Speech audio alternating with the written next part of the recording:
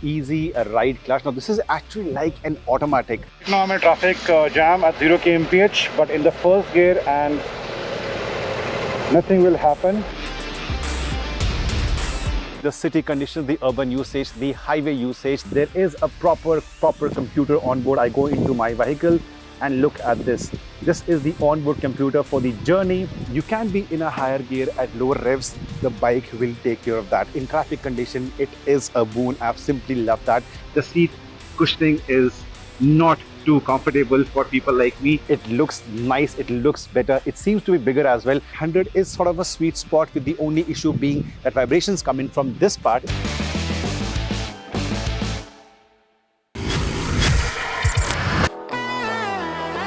Yes, the Adventure, the Himalayan from Enfield, and of course the BMW 310 GS, the earlier GS. These are some of the adventure machines I've personally owned in the last few years, and with that experience, I've come to Goa to ride the new baby GS from BMW. It has grown up, it's become more mature, it's more powerful, it's got more features, it's more safer, it looks better as well. Breaking the whole video down will be into various things: the city conditions, the urban usage, the highway usage, the most comprehensive speedo console in the segment, the ride quality, the ergonomics, everything you want to know about the 410 before you put down your money for a Beamer in your city. So let's start the video.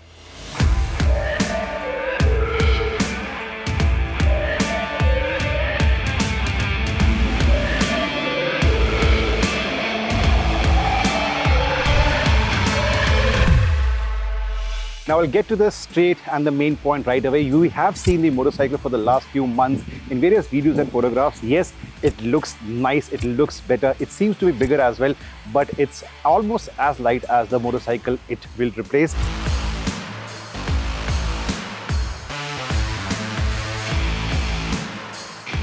Three main versions. You have the basic, you have the exclusive, and you have the range topping version, the one we're riding. This has the best of the suspension, the best of the rider aids, and of course the best of the riding experience as well. In the accessories list, you can of course go for spoke wheels, you can go for a lower seat, you can go for a sports muffler as well. So all those things are also coming in from BMW to ensure that riders entering the GS family will not compromise. They have the pockets, they can go for the official accessories as well.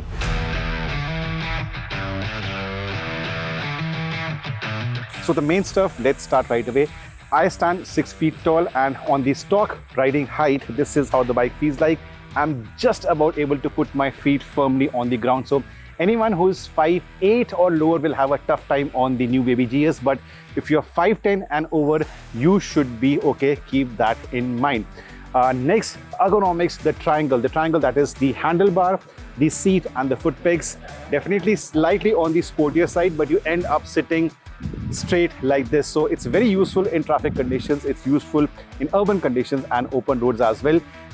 Totally, I've ridden the motorcycle for around 2 hours and 34 minutes as the riding time. A lot of traffic today in Goa because of construction. Done 66 kilometers, and the only grouse I have till now is the seat. The padding is not too generous for people of my size. So if you want your seat to be slightly softer, the padding, you will have to invest into an aftermarket thing or modify the seat as per requirements. But otherwise, the rider triangle is really very nice, and even the view from here is nice. The large tank, the golden finish for your handlebar, the most comprehensive and legible screen in the segment. Of course, the black visor. Black visor is for the top spec version. There is ample space over here for me to move around long flowing corners or curves. Ample space over here, that is not an issue. But yeah, again, I would say the seat is the issue. This part is slightly wider. That is why even with the standard seat height on paper, even for a 5-10 person, you can't really put your feet firmly on the ground. I will now get off and talk about the other important parameters. A has to be the comprehensive display. That's a different section. So let's start right away, and then I'll come to the suspension part, the city or the urban riding, the open roads, the top speed in the first 4 gears, and the kind of economy we have been getting. This is what you get as the display on the screen. This is the basic or the standard layout which you get on the bike. You have the speed in the middle part, temperature on the lower left, that's the outside temperature. Lower right is the time, and on top you see I'm in the road mode. And this is a very useful information which just needs a single click of the button on the left side to get going. Trip 1, the timing is right over here, and then if I move to trip 2 timing 38 minutes, trip 1 brake time, trip 2 brake time, the average speed in the trip 1, the average speed in trip number 2, the distance to empty, the fuel gauge. Now this is the total distance till now, 71, brand new bike, the trip 1 distance, the trip 2 distance, the fuel economy in trip 1 and the fuel economy in trip 2, and then back to the same one. Now I can also go into something called as the sport mode.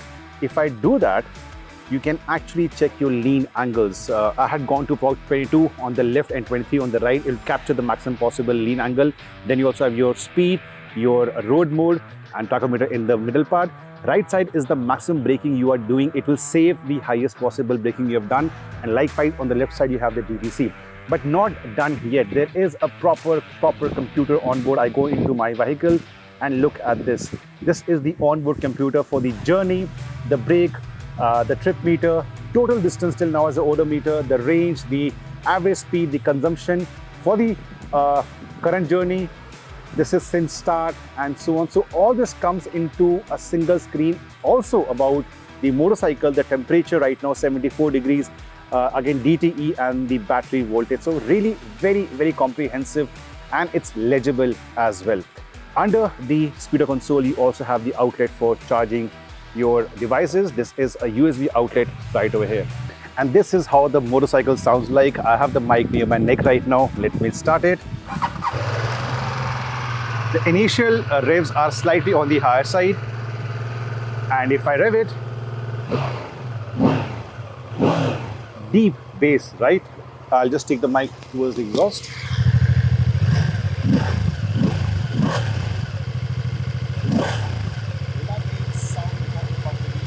Lovely sound because of the configuration of the cylinders and yeah, of course, the twin cylinder setup. Moving on, one of the USPs for the top spec version has to be the easy ride clutch. Now this is actually like an automatic. You do have to shift the gears. You can operate the clutch on and off, but if you forget the clutch, the bike will take care of that. I'll show you in a practical manner. I've done that on the GoPro, but also on the camera. I'll swing my leg over. Now I'll start the motorcycle. It will be in the first gear. The bike starts. I will leave the clutch. If you can come here. We are in neutral right now. My hand is here and look at this. I can go into the first gear without using the clutch. The bike is in the first gear. That's the beauty of easy ride clutch. Now, up till the RPM is not beyond 2700, nothing will happen. If I'm just revving the bike slightly, nothing will happen. But the moment I go over 2700, the clutch starts acting. You will start going ahead like this. This is only ahead of 2700 RPM. Once again, see, my hand is free. The bike will not stall. Also, you can be in a higher gear at lower revs. It will handle that, but it will give you a warning. Please downshift into an appropriate gear. For example, I can go into the second gear, third gear, and now I can still get going. But I get a notification, please select the first gear. So you can be in a higher gear at lower revs. The bike will take care of that. In traffic condition, it is a boon. I've simply loved that. It will not rob the bike of the riding experience that you want from a manual motorcycle. But yes, you can forget the clutch, you can forget the left hand. You just need to change the gears in the right manner. Even if you don't do that once in a while, the motorcycle will take care of that. Moving on, suspension travel is absolutely brilliant. Unfortunately, we only had the motorcycle for 3 hours, and in the kind of riding I've done, overtaking traffic, long jams, long flowing curves, or the open roads of South Goa, this thing has impressed me. Now let me swing my leg over and show you the kind of suspension travel. That is for a person who weighs 105. The front is 180 millimeters, the fork size is 43, and the rear too is 180 millimeters. That said, BMW fans, don't mind me saying that the Apache RTX still has a slightly better suspension. It still felt to me slightly more plush and cushy. This thing has a slightly sporty edge to it, which is a good thing. You want to be enjoying the bike over a set of twisties. This will feel better, but for everyday riding, the RTX, I know different segment and much cheaper as well, felt slightly more comfortable. But this has the size, it has the extra power, It's got the best-in-class power-to-weight ratio. It's got 80% of torque coming in from as low as 3,500 RPM, and that matters a lot. So once again, from the POV point of view, from the GoPro point of view, the urban riding experience coming up for you.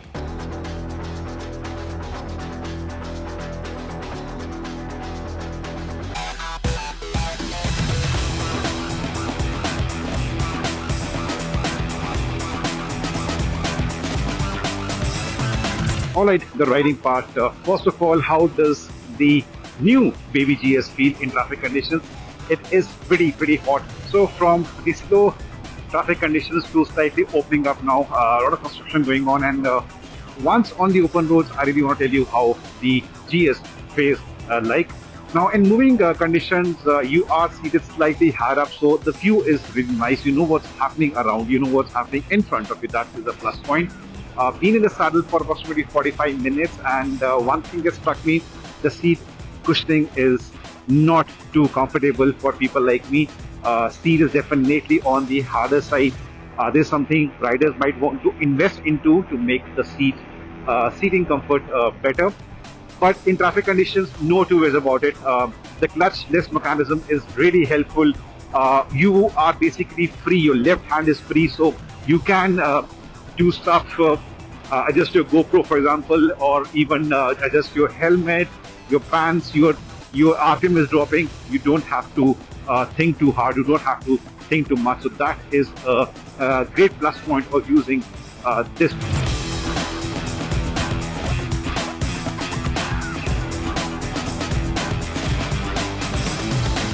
Now I'm in traffic jam at 0 kmph, but in the first gear and nothing will happen.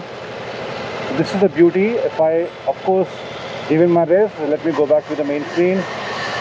Once I start revving in, I'll move. See? Otherwise, back to zero. So really very helpful for traffic conditions. Superb.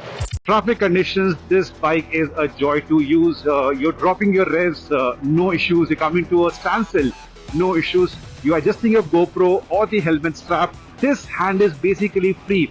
It took me a while to understand this thing, but very helpful. So a matter of time before you get used to it. The RPM has to be approximately 2,700 before it kicks in. But after that, you can use the clutch. You can not use the clutch. It's completely up to you. For example, I am now using clutch to shift. Totally normal. I want to downshift. I can use the clutch, not use the clutch. Completely normal. It does not rob you of that motorcycle feel, the riding feel. That's a very good plus point. But in start-stop conditions, you're coming back from your office after a long day, this thing is really helpful. Of course, it's only available on the Crosstrek version, and you do need to pay extra for that.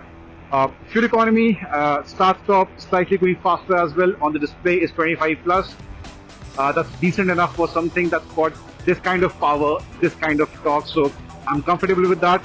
The tank capacity is ample for you to get a range of 250, 300. So even that is taken care of. At lower revs, if you want to go, you do get this signal. If you want to go get going at lower revs, it recommends you to downshift. For example, I'll slow down and look at this. Recommendation, select a lower gear. So all that is in place. You can go in fifth even at lower RPM, but you'll just end up heating up the system, so don't do that. Lovely views.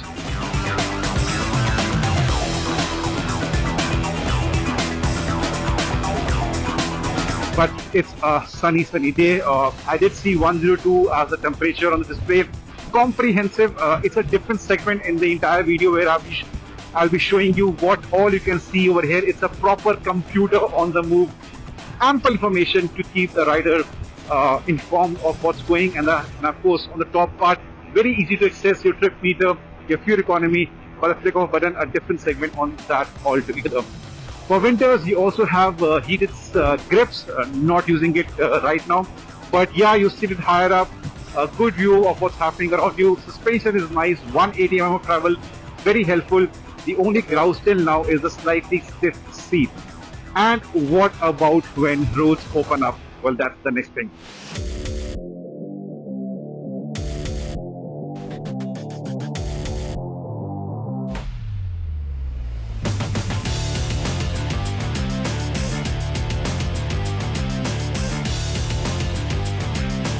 And now on the highway riding experience or the open road, this motorcycle is meant for that. Overall, I've got around 23 kmpl as per the display in open roads, lot of traffic and the narrow roads of Goa. So at highway speeds at 90-100, you can expect 25, which means for a fill-up, between fill-ups, you can do around 300 kilometers, and that's pretty okay, right? Because even riders need to take a break for washroom or for your smoke or for your chai, and in that aspect, it is bang on. The bike does feel very comfortable around the 90 mark. I have done various runs in the 6th gear to show you the kind of RPM it will carry in the 6th gear at 80, 90, 100 and 110 coming up for you guys.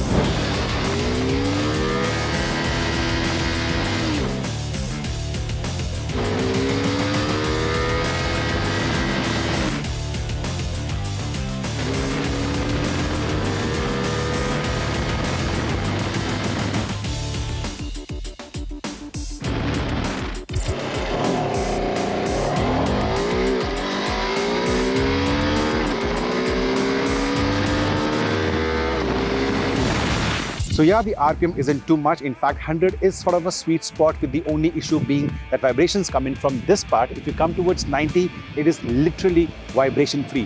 But around the 100 mark, this will be a slightly bother area for some of you. Even with the pillion, the kind of power and torque this one has, you're cruising at 100, you will still have ample power, ample torque in hand, in play to overtake faster moving traffic. That is not an issue. So 100, 110 all day long, not a worry. Also with the pillion, because of the extra weight, what used to feel as a slightly sporty riding experience suspension with the pillion, with the extra weight, that gets ironed out. So yeah, undulations or potholes at higher speed with the pillion, you will not be bottoming out. You will not feel nervous. That is a good plus point after all. In Goa, we did have our share of slightly long flowing corners, long flowing curves at 80, 90. Trouble-free, but I would still want to reserve my judgment till we get the bike in Delhi for a longer duration. This was a 3-hour experience. So what I've gathered in 3 hours, I am speaking to you guys on the camera right now. Next question, how does the motorcycle feel with the pillion? Now, I stand 6 feet tall and Julian behind the camera, I think he's 5'8" or 5'9". He will be coming here and taking a seat, and let's see how do I feel with the pillion or he feels from a pillion point of view. First of all, is the seat long enough? It's okay, not that long enough, but it's fine actually. And the seat padding? Seat padding is a bit hard on the roadside, and the gap is still there, like half of my back is out of seat. So not a generous pillion seat? Not generous at all. If it's the heavy build guys in front of me, the seat is not that big enough for me.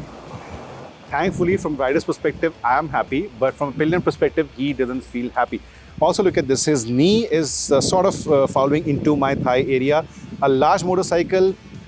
Again, so sorry for saying RTX. I'm in love with the motorcycle. In the RTX, both of us felt more comfortable, right? We had a gap as well. We had a gap as well, but nevertheless, this is how the bike fares from a pillion point of view.